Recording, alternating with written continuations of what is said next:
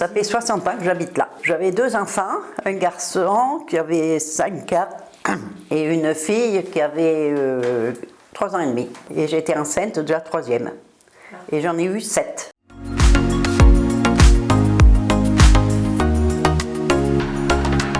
J'étais bien, j'avais des gentils voisins.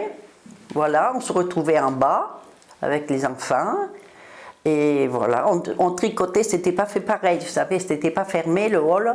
Et du coup, on pouvait descendre. Et donc, on descendait avec nos tricots, les femmes, et on surveillait nos enfants. Parce que c'était que des familles nombreuses. D'accord.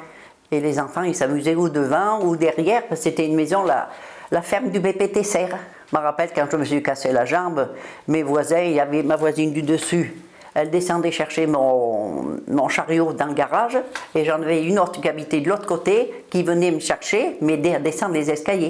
Mais je reconnais que mes enfants, ils se rappellent du Grand Vallat, hein. Ils sont contents. Ils ont des bons souvenirs. Ah, oh, ça, ils en faisaient des bêtises, je reconnais. Hein. Ils se retrouvaient en bas, ils allaient à la piscine ensemble.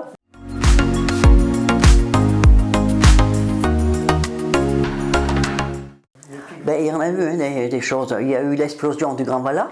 Ben, devant, une explosion de gaz. Il y a quand même 10 immeubles qui sont tombés. Des immeubles. Moi, je travaillais à la maison de retraite à Sainte-Anne. Donc, quand je suis rentrée, d'abord, ils n'ont pas voulu que je rentre tout de suite. Voilà. Tous les carreaux étaient cassés. Ma porte de la chambre avait un trou comme ça. J'avais fait la vogue du Grand Vallat aussi. Au début, il y avait la vogue du Grand Vallat. C'était les voisins qui organisaient. On faisait un petit bal, quoi. C'était, voilà. Tous les lundis, c'est ma fille de Grane qui vient me chercher. Et on fait le tour de Cré un peu, ça dépend, 2 ou 3 magasins. Puis après, elle m'emmène chez elle. Je mange chez elle. Et puis après, elle me ramène.